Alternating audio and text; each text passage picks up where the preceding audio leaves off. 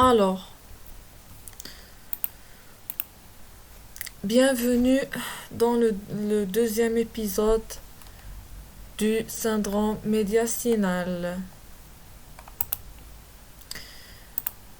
Je vous assure qu'après cette vidéo, vous allez apprendre par cœur toutes les interprétations. Alors, on commence. La première interprétation. Donc, donnez-moi les critères du syndrome médiastinal. Comment on dit que, pourquoi on va dire que c'est une opacité médiastinale, celle-ci? Pourquoi elle est médiastinale? 1. Parce qu'elle est de tonalité hydrique et elle est homogène. Comment on sait qu'elle est homogène? L'homogénéité, c'est-à-dire qu'elle est toute de la même couleur. Elle n'a pas de noirceur ici. Il n'y a pas du noir, du blanc, du noir, du blanc. Non, on n'a que le blanc. 2. Donc, non, qu'est-ce qu'on a dit? Oui. 1. Opacité hydrique homogène. D'accord. Deuxièmement, la limite externe. Comment elle est la limite externe? Comment elle est? Elle est nette. Elle est nette. On la voit bien. Elle est continue. Elle ne s'arrête pas ici ou ici. Elle est continue. D'ici vers ici. Très bien. Quoi d'autre? L'angle de raccordement avec le médiastin, comment il est? Il est ouvert. Il est ouvert. Il n'est pas aigu. On va voir les angles aigus. Je ne sais pas si j'ai une image. Je ne me rappelle plus où est l'image de l'angle quand c'est aigu. Hein.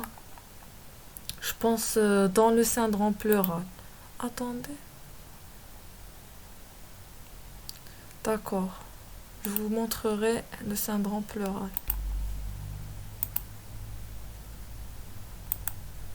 Donc, je vous ai accordé ici une image sur l'angle de raccordement. Je suis partie chercher l'image dans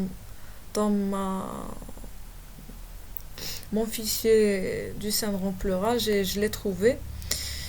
Alors ici, qu'est-ce qu'on remarque? On remarque qu'est-ce que ça veut dire un angle aigu, qu'est-ce que ça veut dire un angle ouvert. Aigu, ici, c'est le cas. Donc quand c'est aigu, ça n'appartient ni à la paroi ni au médiastin, c'est parenchymateux, c'est-à-dire dans le poumon. D'accord? C'est le parenchyme pulmonaire. Ici, c'est ouvert. Hein? Ici. Ici, c'est ouvert, donc c'est normal qu'on dit non parenchymateuse, encore plus précisément médiastinale. C'est bon? Donc on a fait tout ce qu'il faut pour comprendre. Donc on continue.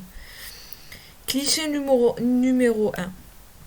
Donc pourquoi elle est, on a dit pourquoi elle est médiastinale, on a parlé de la limite externe, elle est nette, elle est continue et l'angle de raccordement il est ouvert avec le médiastin. La limite interne, elle doit être noyée dans le médiastin, c'est-à-dire on remarque pas elle n'est pas isolée, comme ici elle est isolée. Ici la limite interne elle est loin, mais ici elle est noyée dans le médiastin, c'est-à-dire elle est très intime, elle est accolée au médiastin. Donc, avant d'entamer les interprétations, je vous conseille de les apprendre par cœur, d'accord? Ces interprétations, il faut être trop systémique parce que, comme j'ai dit, mes collègues à moi, qui sont des étudiants en fac en Algérie, on va être jugé mot par mot, d'accord? Donc, si vous apprenez ça avec moi ici, donc ça va être suffisant. Donc, on entame les interprétations. On commence par cette méthode. Donc, c'est une radiographie thoracique de face. On va tous les faire de la même façon. C'est une radiographie thoracique de face d'un homme. Si on a les ombres des seins, on va dire que d'une femme. objectivant. Donc, ici, ils ont parlé d'une hyperclarté. Non, on va pas faire ça, hein. Je vais barrer ça parce que je vous mentionne quelque chose. Il faut faire la remarque. C'est que à la fin de tout ce module, vous allez être capable d'associer ou de faire la synthèse entre les syndromes. D'accord? Donc, nous, dans ce cliché, il y a deux syndromes associés. D'accord, comme vous voyez ici, il y a une hyperclarté, c'est trop noir, mais c'est pas notre sujet d'aujourd'hui. On va se focaliser sur l'opacité. Donc, c'est une radiographie de face thoracique. Donc, c'est une radiographie thoracique de face. Objective en quoi? Donc, objective en une opacité médiastinale. Pourquoi? Et bilatérale. D'accord, on s'est focaliser sur ça, mais ça aussi, d'accord? Juste parce que celle-ci, elle est très ronde, elle est belle, d'accord? Donc, bilatérale, elle est dense, d'accord? Elle est homogène. Retenez bien ce que je mets en jaune. Je surligne les mots-clés qu'on va être notés là-dessus. Donc, homogène, d'accord? La limite droite, nette. La limite droite, c'est-à-dire la limite externe de l'opacité droite. Elle est nette, contour régulier. Donc, allant de la clavicule à la base, c'est vrai, de la clavicule à la base, d'accord. Limite gauche allant de la région susclavière jusqu'à la région hilaire, susclavière jusqu'à l'hilaire, d'accord. Réalisant un élargissement du médiastin supérieur et moyen. J'ai pas trop aimé cette interprétation. On va voir de plus belles interprétations qui vont nous enrichir et qui vont discuter les critères qu'on a fait, d'accord? Ça, c'est une interprétation, je ne sais pas. Ça manque beaucoup de choses. On va voir. Donc ici, ce qu'on va prendre de ce cliché, on va prendre la conclusion et le diagnostic. C'est une opacité médiastinale. Dans la conclusion, toujours, on va conclure quel syndrome. On est dans quel syndrome? Ici, on est dans le syndrome médiastinal. C'est bilatéral. Je vous ai dit que ici, il est associé à un autre syndrome, épanchement et tout, c'est le syndrome pleural. Quand on fait le syndrome pleural, vous pouvez conclure ça avec ça arrive, on peut avoir un patient avec deux syndromes en même temps, hein. C'est pas la mer à boire. Le diagnostic, c'est une adénopathie médiastinale, c'est un lymphome. Le lymphome, je vous ai dit, quand il y a un élargissement marquable, le médiastin ici, il est large. Donc, c'est le signe pathognomonique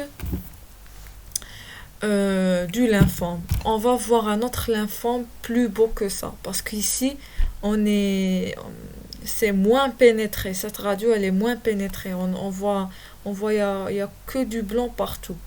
Mais malgré ça, quand c'est bilatéral, c'est élargi, c'est clair que c'est large, on dira qu'on est devant un lymphome, tout simplement. On passe.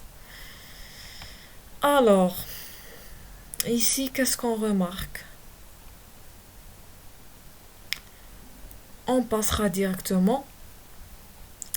Donc, c'est une radiographie thoracique de face, objectivant une opacité homogène, c'est ce qu'on doit dire. Latérotrachéale droite, c'est vrai, elle est latérotrachéale droite. D'accord, latérotrachéale, ou bien elle est supérieure, ou bien comme vous voulez, hein. D'accord, on a le bouton aortique. Quand c'est supérieur au bouton aortique, on dit c'est supérieur. Ça dépend de l'étudiant, hein, latérotrachéale. C'est des mots qui peuvent changer. Droite, c'est important de dire là le côté. On a dit si on voit la coupole la plus surmontée, ici on a une cardiomégalie, hein. Je sais pas qu'est-ce qui se passe avec ce patient, mais bon. Ici, la coupole, c'est un cliché de mauvaise qualité. Mais bon, on peut conclure que cette coupole, ici la deuxième coupole, elle n'est pas visible. Ici même la poche gastrique, ici la poche gastrique, elle est visible. Donc la poche gastrique nous dit que c'est la gauche.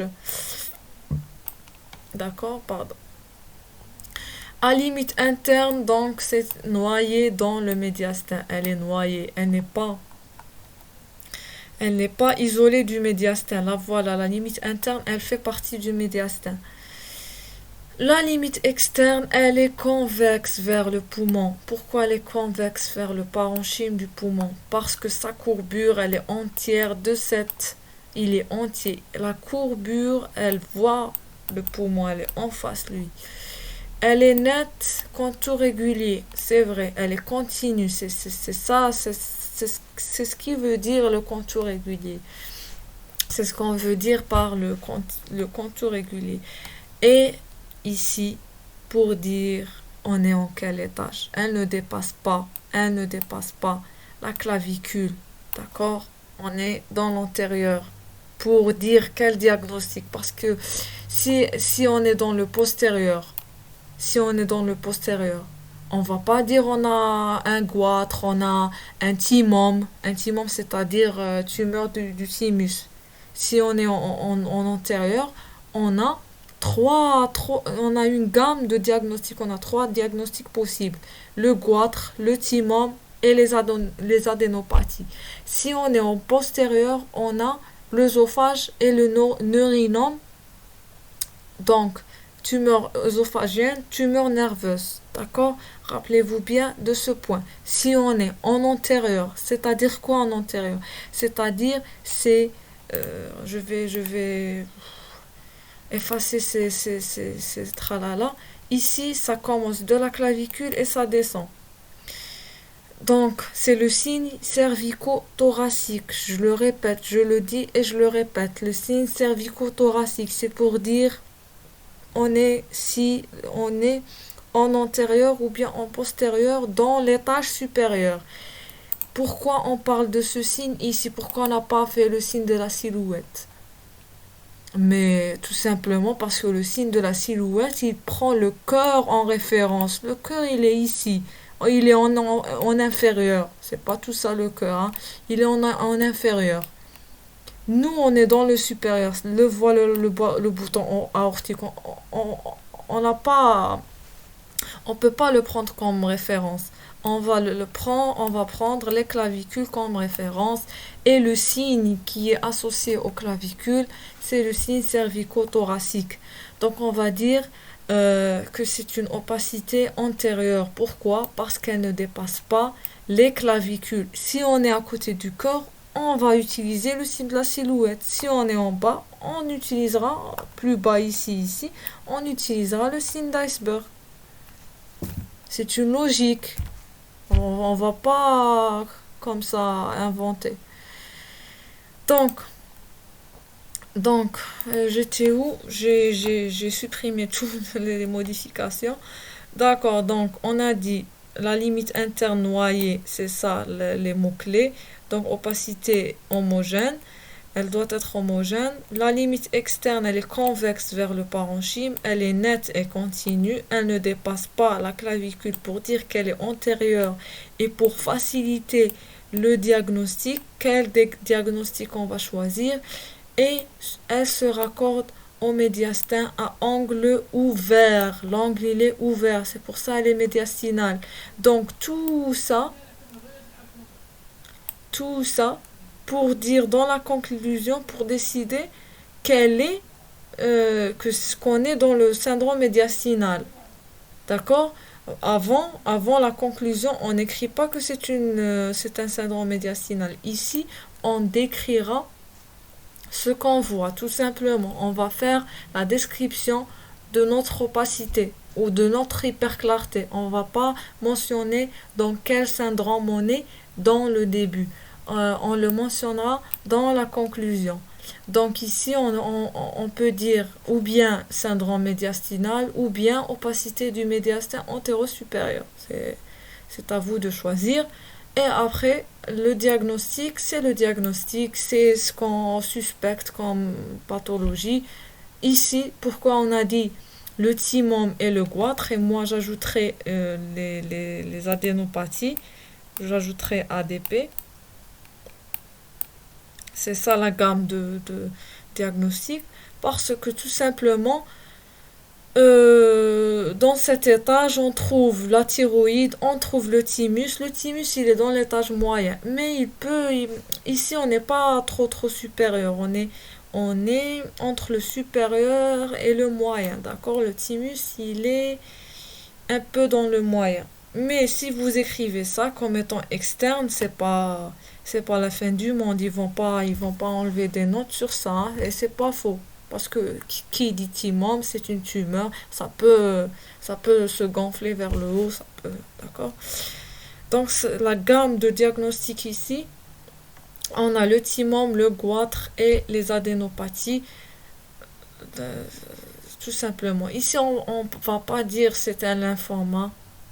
Le lymphome, vous pouvez ne pas écrire adénopathie, mais on n'écrit pas le lymphome. C'est des adénopathies, ils vont être, genre, c'est des ganglions gonflés. Ça peut être une seule adénopathie. Le lymphome, c'est gigantesque, c'est un élargissement total. Et j'avoue que les clichés n'ont pas une très très belle qualité, mais c'est ce qu'on va être examiné sur, hein. On a été examiné sur des clichés de mauvaise qualité. Alors, on continue. Ici, qu'est-ce qu'on a? C'est clair que elle dépasse la clavicule, hein. Ah, ici, on va pas utiliser le signe de l'iceberg, s'il vous plaît.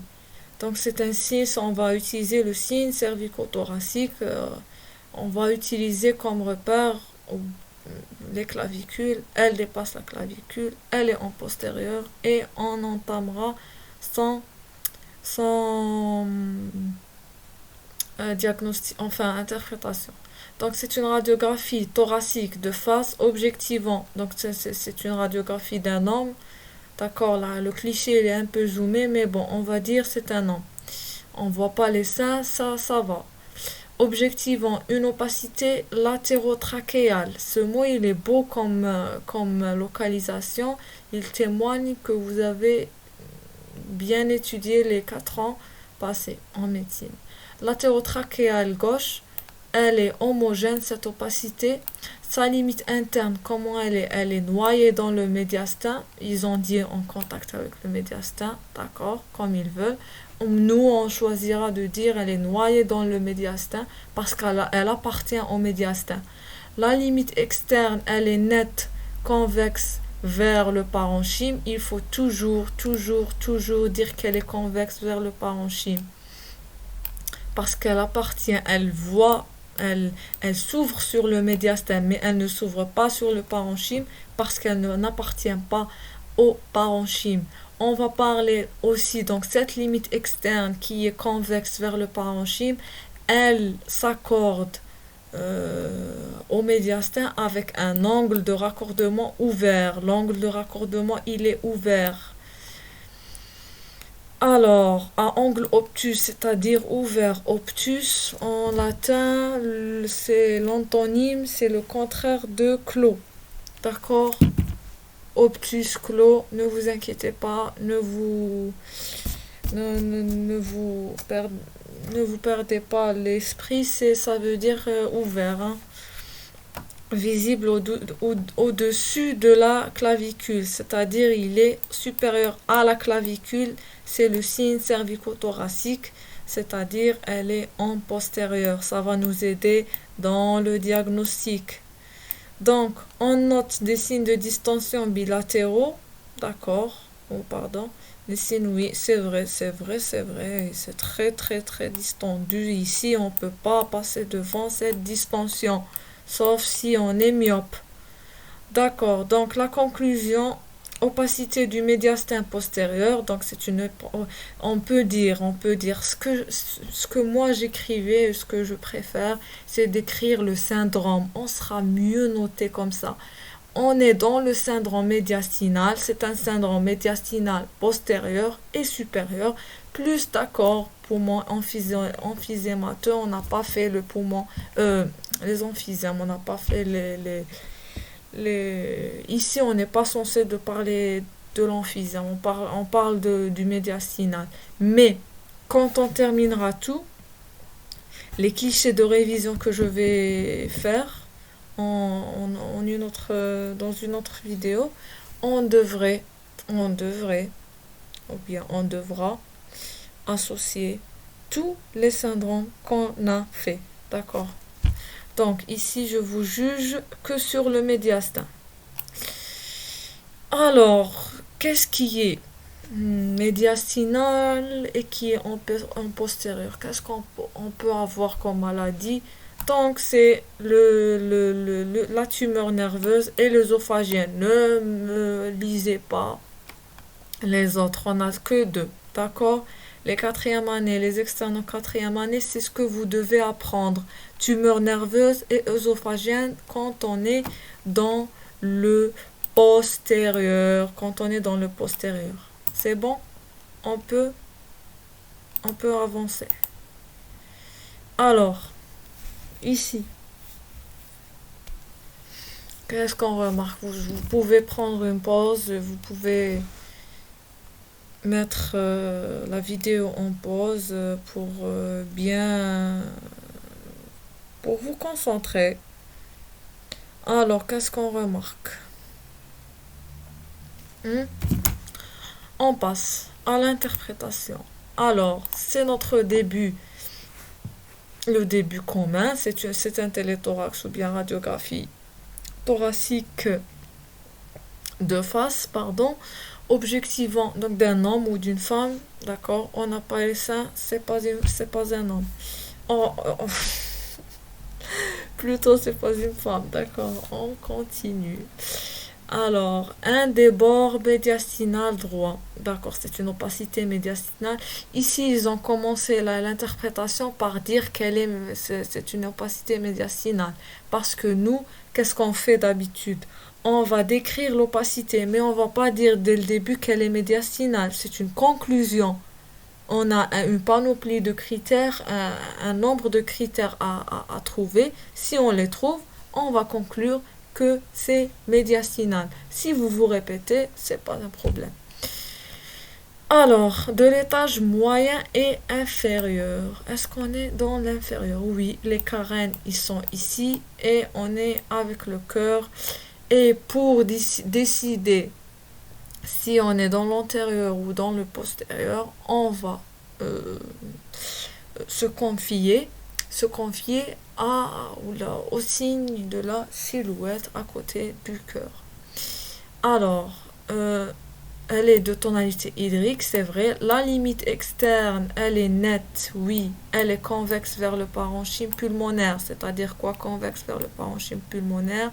C'est que la courbe voit le parenchyme.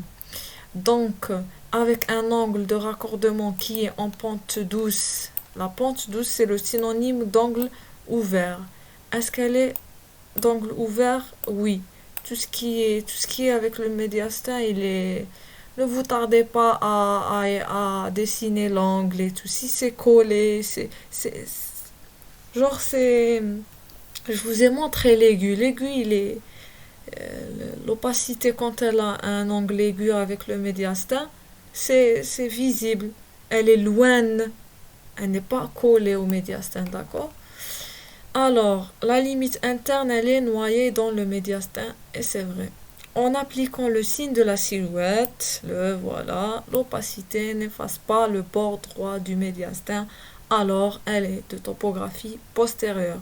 Si je supprime tous ces tralala et je le zoome, on voit bien que l'opacité, que le cœur, il est plus blanc que l'opacité. On voit le bord du cœur.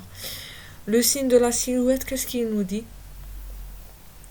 Il nous dit, si deux opacités, ici on a l'opacité et le cœur. Si les deux opacités qui s'épousent, ici l'opacité épouse le cœur, et que les bords sont visibles, c'est-à-dire ils ne sont pas au même plan. Vous vous souvenez de l'œuf qui est à l'intérieur ou bien à l'extérieur? L'œuf qui est à l'extérieur de la boîte. Il est à l'extérieur, il n'est pas dans le même plan. Donc on voit bien, l'œuf il est isolé, genre le bord de l'œuf il est visible par rapport à la boîte. Ici aussi, ici c'est ça l'œuf et ça la boîte, le bord de la boîte il est visible, donc il n'appartient pas au même plan que l'œuf. Alors, euh, quoi d'autre? N'efface pas. Donc ici, pourquoi on dit ça? Pourquoi on cherche si c'est postérieur, si c'est pas postérieur, si... Parce que le postérieur, on a dit, il va nous orienter dans le diagnostic. Si c'est postérieur, je ne vais pas réfléchir loin. Je mettrai tumeur neurogène, tumeur œsophagienne. Ici, kyste bronchogénique, supprimez ça. Hein. Je vous ai dit, vous n'êtes pas des résidents en première année pneumo ou bien. Donc, videz-vous la tête des détails inutiles. Hein. D'accord? Dans la conclusion, on conclut que c'est un syndrome médiastinal de l'étage moyen et inférieur. Ici, on a dit moyen. Moyen, c'est inutile de dire moyen. On n'a pas le cliché de profil. Mais inférieur, on a su pourquoi on a dit inférieur.